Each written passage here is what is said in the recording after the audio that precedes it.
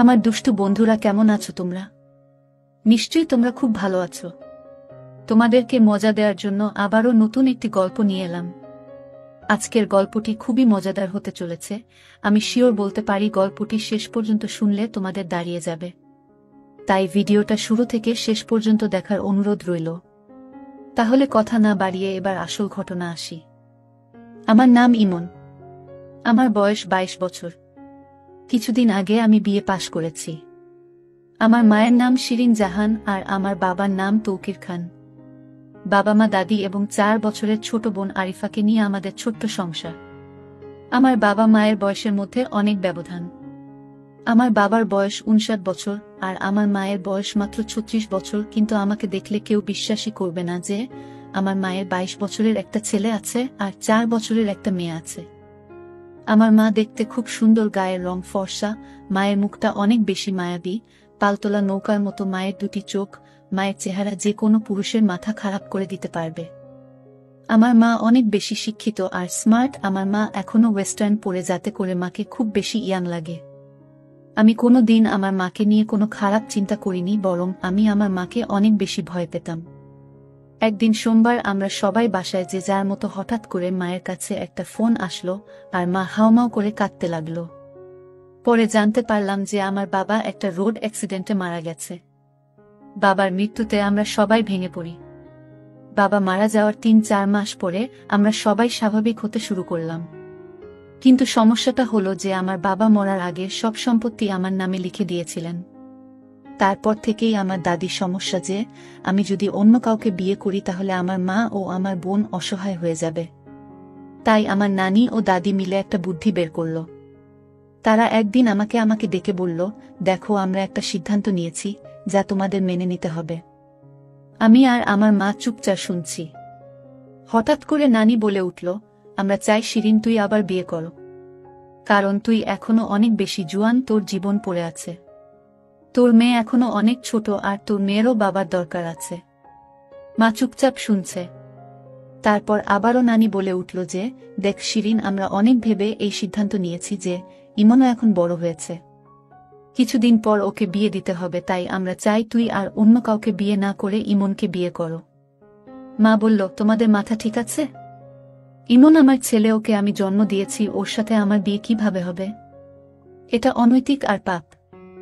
আমরা জানি যে এখানে কিছু সমাজের নিয়ম আছে, কিন্তু নিয়ম একটা সময় যে চেঞ্জ করতে হয়।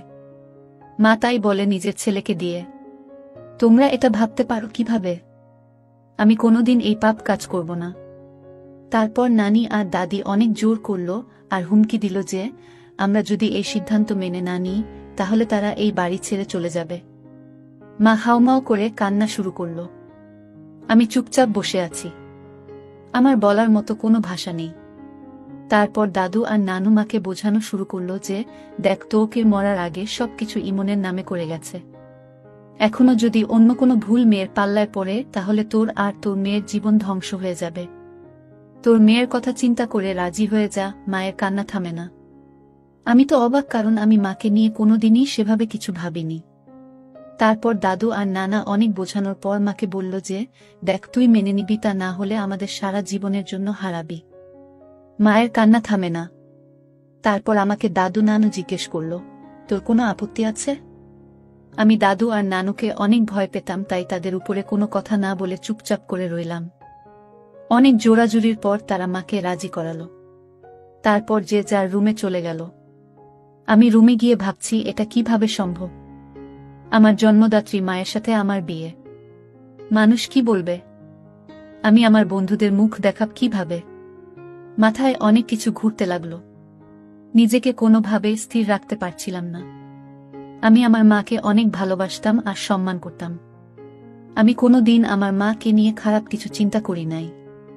তো আমার জন্য আর মায়ের জন্য এই ব্যাপারটা মেনে নেওয়া অনেক কঠিন ছিল।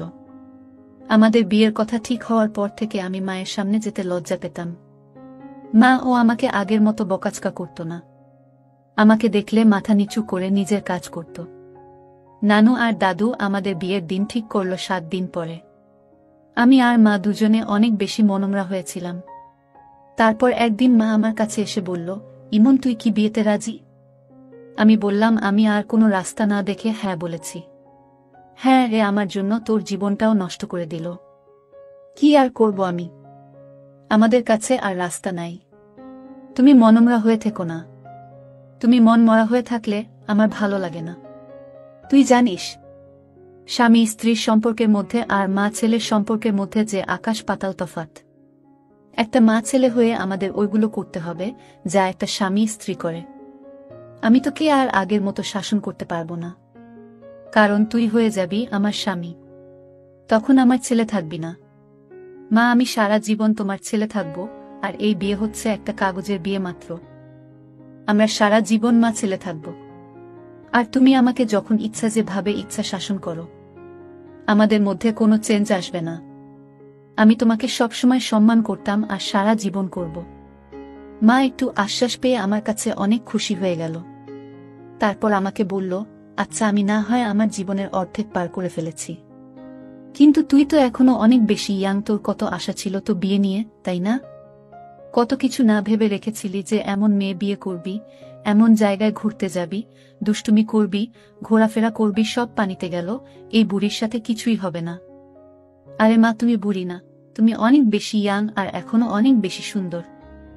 আর হ্যাঁ, অনেক আশা ছিল, কিন্তু সমস্যা নাই, তুমি তো আমার মা, পর তো কেউ না। আমরা অনেক ভালো বন্ধুর মতো হয়ে সব আশা পূরণ করব।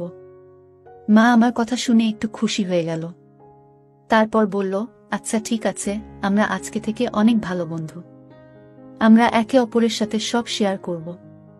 মা আমার মাথায় একটু হাত বুলিয়ে নিজের রুমে চলে গেল। পরের দিন থেকে মাকে আর মন খারাপ মনে হলো না।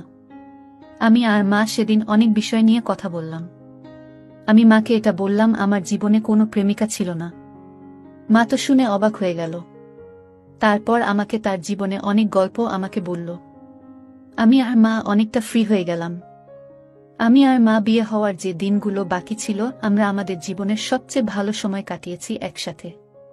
কারণ আমরা একসাথে হাসাহাসি করতাম, মুভি দেখতাম, রাতভর আড্ডা দিতাম, একসাথে গেম খেলতাম, আবার ঘুরতে যেতাম। আমি ওই কয়েকদিনে আসলে ভালো বন্ধু হয়ে গেলাম। যাই হোক, আমাদের বিয়ের একদিন আগে দাদু আর নানু আমাকে আর মাকে নিয়ে গেল শপিংয়ের জন্য। আমরা খুব হাসাহাসি করছিলাম, তা দেখে নানু আর দাদি অনেক খুশি হল। যাই হোক, আমি আর মা পছন্দ করে অনেক কিছু কেনাকাটা করলাম। মাকে আমি পছন্দ করে প্রথম বেনারসি শাড়ি কিনে দিলাম। মা একটু লজ্জা পেয়ে গেল। পরের দিন আমাদের বিয়ের আয়োজন করা হলো। কিছু মানুষকে ডাকা হলো। যাই হোক, মাকে দাদি আর নানি মিলে রেডি করে দিচ্ছে। আমি গোসল করে শেরওয়ানি পরে নিলাম। তারপর নিজের রুমে অপেক্ষা করতে লাগলাম। একটু পরে দাদি এসে বলল, কাজী সাহেব চলে এসেছে। এই কথা শোনার পর থেকেই আমার বুকটা কেমন যেন থরথর করে কাঁপা শুরু করে দিল। কারণ আজকে আমার বিয়ে হতে যাচ্ছে, তাও আবার আমার নিজের মায়ের সাথে। আমি খুব বেশি ভয়ে ছিলাম। রুম থেকে বের হয়ে দেখলাম মা আগে থেকে টেবিলের মধ্যে বসে আছে। মা বেনারসি শাড়ি পরেছে, মাথায় কাপড় দিয়ে রাখছে, হাতে হালকা গয়না পরছে আর হালকা মেক আপ করছে। মাকে আসলেই সুন্দর লাগছে, একদম ঠিক যেন নতুন বউয়ের মতো। আমি গিয়ে মায়ের পাশে বসলাম আর কানে কানে ফিসফিস করে বললাম, মা, তোমাকে অনেক সুন্দর লাগছে। আমার কথা শুনে মা একটা হাসি দিল। তারপর কাজী সাহেব আমাদের বিয়ে পড়ানো শুরু করল। কাজী জানত যে আমরা মা ছেলে, তারপরও অনেক টাকার বিনিময়ে বিয়েটা পড়াচ্ছে। যাই হোক, আমরা দুইজনে কবুল বলে ফেললাম। আমাদের বিয়ে হয়ে গেল। আমরা মা ছেলে থেকে হয়ে গেলাম স্বামী স্ত্রী। যে নারী আমাকে পেট ধরেই পৃথিবীতে এনেছে, সে কিনা আমার বিয়ে করা বউ হয়ে গেল।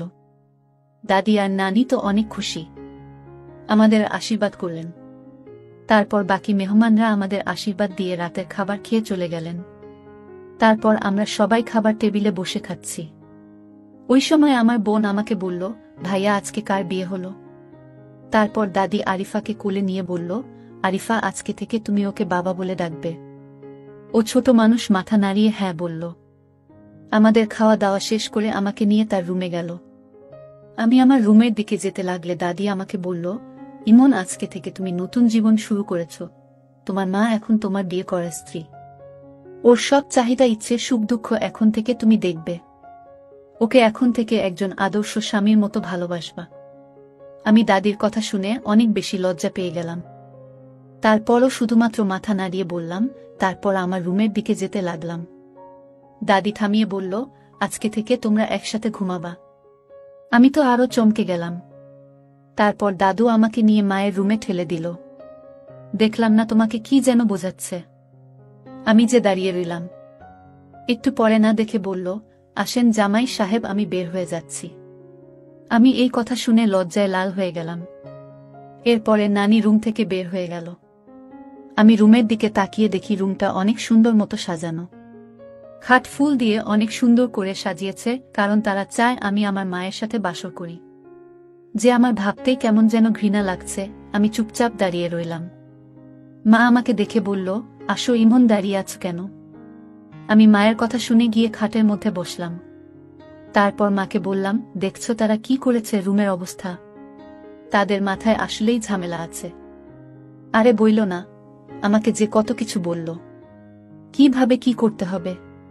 তারা আসলে ভাবছে যে আমরা মা ছেলে হয়ে গুলো করব। হ্যাঁ, যত সব ফালতু। যাক, বাদ দাও। এখন থেকে আমাদের এক রুমে ঘুমাতে হবে। তোমার কি কোনো সমস্যা হবে? না, সমস্যা হবে কেন? তুমি তো ছোটবেলায় আমার সাথে ঘুমাইতা, আর এখন তুমি থাকলে ভালোই হবে। ঘুম না আসলে আড্ডা দেয়া যাবে। যাক, তাহলে ভালো। তো আজকে কেমন লাগলো? সত্যি বলতে না, আমার অনেক ভালো লেগেছে। এত বছর পর মনে হচ্ছে আমি আবার কোণে হয়েছি, বউ রূপে সেজেছি। আমার কাছেই খুবই ভালো লেগেছে। তোমার কাছে কেমন লেগেছে? আমার মধ্যে অনেক ভয় কাজ করেছে যে আমাদের সম্পর্ক কিভাবে মিনিটের মধ্যে চেঞ্জ হয়ে গেল। আরে কই, আমরা তো আগে থেকেই ডিসিশন নিয়েছিলাম যে আমরা অনেক ভালো বন্ধু হয়ে থাকব। এইসব আজাইরা জিনিসগুলো নিয়ে মন খারাপ করব না। হ্যাঁ, ঠিক বলেছ। যাক, আমি অনেক বেশি ক্লান্ত। আমি না হয় ঘুমিয়ে পড়ি। মা বলল, হ্যাঁ, আমি অনেক বেশি ক্লান্ত।